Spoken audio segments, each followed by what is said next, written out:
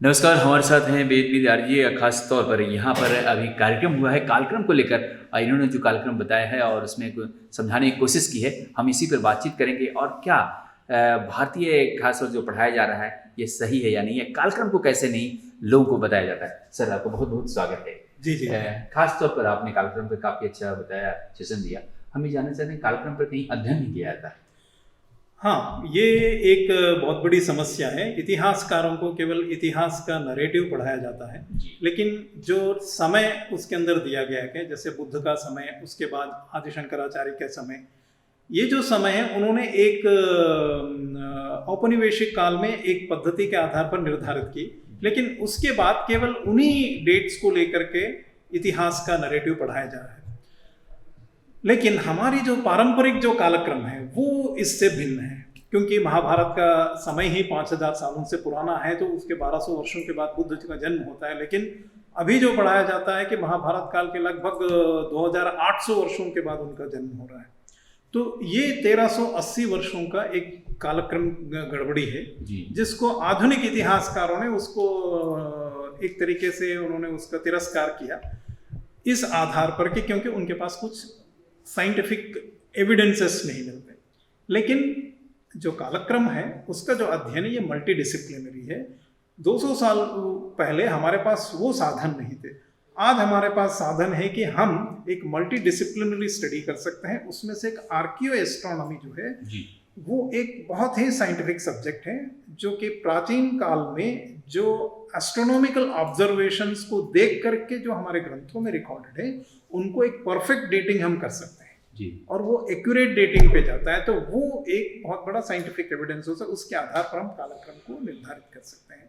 तो ये एक कहते हैं कि भारतीय इतिहास के साथ अन्याय हुआ है कालक्रम को ना पढ़ाने की वजह से जी। तो हमें पुनः भारतीय विश्वविद्यालयों में क्रोनोलॉजी पर एक डिपार्टमेंट इंट्रोड्यूस होना चाहिए, department of chronology independent to history, क्योंकि क्रोनोलॉजी जो है उसी पर लिंग्विस्टिक्स भी आधारित है, क्योंकि हिस्टोरिकल लिंग्विस्टिक्स जो है भाषाओं का जो मदर चाइल्ड रिलेशनशिप है वो भी क्रोनोलॉजी पे आधारित है। अब आपने क्रोनोलॉजी ही गड़बड़ कर दी तो दादी पोती हो जाएगी, पोती दादी हो जाएगी, तब पूरा नैरेटिव गड़बड़ हो जाता है। वो असत्य है। तो यही चीज इस पर कोई पीएचडी वगैरह कोई किया हुआ है? नहीं, इसमें बहुत कुछ रिसर्च हुआ है, पैरेलली हुआ है। मेन स्ट्रीम जो एकेडमिया में वो इस विषय को नहीं लेते हैं, क्योंकि उनकी एक बहुत बड़ी समस्या है। वो जिस लीक से उनको पढ़ाया जा रहा है पिछले 200 वर्षों में, वो उससे हटना नहीं चाहते। ये एक समस्या है। लेकिन बहुत सारा जो रियल रिसर्च है वो पैरेलली भी होता है। तो एक खुले मन से और खुले दिमाग से जो तथ्य सामने आए हैं उन सारे तथ्यों को एकत्रित करके पुनः कालक्रम की एक समीक्षा तो हो।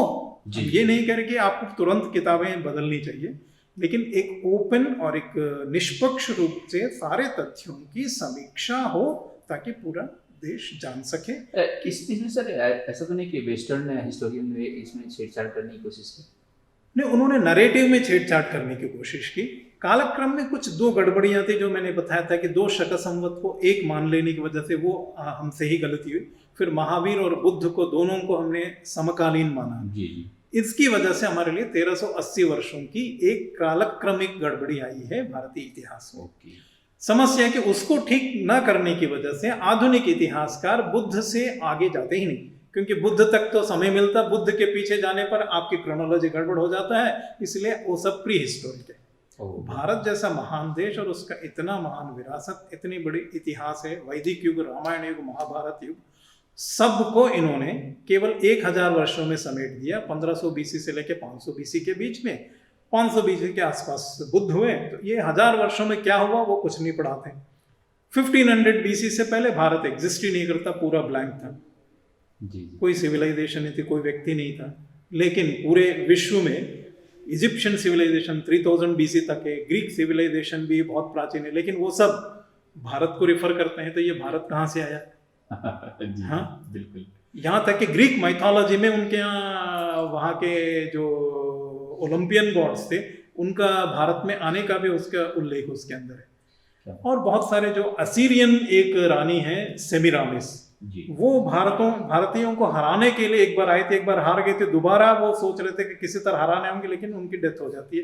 तो उनकी जो और अलबरूनी का जो किताब है उसके जी। अंदर ये लिखा हुआ है कि जो भी बेबीलोन में जो फ्लड आया था उसके 900 वर्षों के बाद एक भारतीय राजा, उसका नाम एफ्रोडिसियोस है, हो सकता है उसको अफरीदी को अफ्रोडिसियोस कहा गया हो, जो कि खैबर पख्तूनख्वा जो पाकिस्तान का जो क्षेत्र है, उन्होंने इजिप्ट पर आक्रमण किया और उन्होंने वार चैरियट्स, जो कि युद्ध में जो रथ है 2 घोड़ों से खींचने वाले जो वार चैरियट्स है, उसको इंट्रोड्यूस किया। वो ये कह रहे हैं कि भारतीयों ने विश्व को वार चैरियट्स को सिखाया कैसे प्रयोग किया जाता है।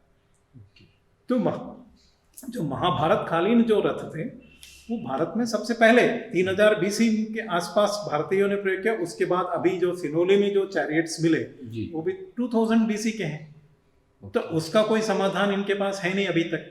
हाँ, वो ये कहने कि हो सकता जो बाहर से आने वाले, बाहर वाला है तो बाहर बताओ, बाहर किसके पास था ये नहीं है। और जो लिटरेरी एविडेंस कहते कि भारतीयों ने विश्व को समझा।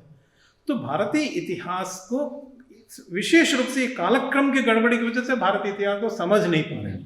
तो पहले तथ्यों के आधार पर भारतीय कालक्रम को सही कीजिए तो भारतीय इतिहास आपको समझ में आएगा कि राम आस्था में ही नहीं है, इतिहास में भी है। महाभारत का कृष्ण आस्था में नहीं है, इतिहास में भी है। सारे वैदिक ऋषि आस्था में नहीं, इतिहास में हमारे पूर्वज हैं।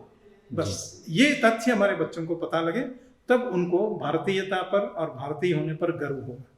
इसके लिए आवश्यक है कि इतिहास का पुनर्लेखन होना चाहिए। जी कालक्रम को सही किया जाना जी। और इसी कालक्रम पर IHR ने ये कार्यक्रम किया है, क्या कुछ कहेंगे 2 दिन का इनका खास सम्मेलन पर? नहीं, ये ऐसे प्रयास हमें हर महीने होने चाहिए ताकि लोगों तक विषय पहुंचे। समस्या ये है कि ये सरकार की तरफ से भी होना चाहिए। हम गैर सरकारी संस्थाएं बहुत कुछ ये काम कर रही हैं। सरकार को इस विषय पर ध्यान देना चाहिए कि किस तरीके से ये विश्व की सारी क्रोनोलॉजी और भारतीय क्रोनोलॉजी, उनमें एक पुनः एक अनुसंधान प्रक्रिया लेके आए और इस पर एक समिति बनाए। 1 या 2 वर्षों के अंदर पूरे विषय की समीक्षा करके एक रिपोर्ट दे कि क्या वस्तुतः भारतीय कालक्रम में कुछ गड़बड़ी है जिसे ठीक किया जाना चाहिए। एक अंतिम प्रश्न है कि बच्चों को, खास रूप से युवा छात्रों को क्या कुछ संदेश देंगे ऐसे भारतीय संबद्ध इतिहास को अध्ययन के लिए? हाँ, तो आजकल विशेष रूप से प्रोफेशनल कोर्सेज करने का, और जहाँ पर आपको एक अच्छा पे स्केल मिले, तो लोगों का जो रुझान है इस बारे में, आपकी उपलब्धि जो है, आपको किस तरह का आपको पे पैकेज मिलता है उस पर आधारित है। लेकिन वो आपकी उपलब्धि नहीं है। आपकी उपलब्धि है कि आपने देश को क्या दिया, वो आपकी उपलब्धि है। आपको क्या मिला वो उपलब्धि नहीं होता है। तो भारत को आप जो आपके पूर्वजों ने जो विश्व को दिया, क्योंकि भारतीय सारे जितने भी एंशिएंट साइंसेस है उसमें भारतीय ऋषियों ने और भारतीय मनुष्यों ने बहुत कुछ योगदान दिया। तो आप पहले ये पहचानिए अपने आप को, आप किस महान विरासत के आप डिसेंडेंट हो। तो वो आपको प्रेरित करेगा कि आप और इनोवेशंस और बहुत कुछ आप कर सकते हैं। तो आपको अपना इतिहास पता हो तो फिर आपको भविष्य बना सकते हो। जिसका इतिहास ही नहीं पता वो भविष्य नहीं बना सकता। बहुत बहुत शुक्रिया, बहुत बहुत धन्यवाद सर। जी हाँ दोस्तों, तो ये थे हमारे साथ खासतौर से बेबीदारे जो खास तौर बता रहे थे कि जिस प्रकार से आज इतिहास को तोड़ा मोड़ा गया है, खासकर कालक्रम को इसे सुधार करने की ज़रूरत है और छात्रों में उत्साह के साथ में इसे अपनाने की ज़रूरत है। आपको देश को क्या आपने दिया ये बड़ी बात है और पैकेज पर ना जाए। जी हाँ, कैमरा पर्सन हेमंत के साथ मानव, नमस्कार। देश विदेश की ताज़ा तरीन खबरों से अपडेट रहने के लिए आप हमारे चैनल को ज़रूर सब्सक्राइब करें और साथ ही बेल आइकन को भी ज़रूर दबाएं ताकि सभी खबरों से आप और आपके जानने वाले रह सके अपडेट।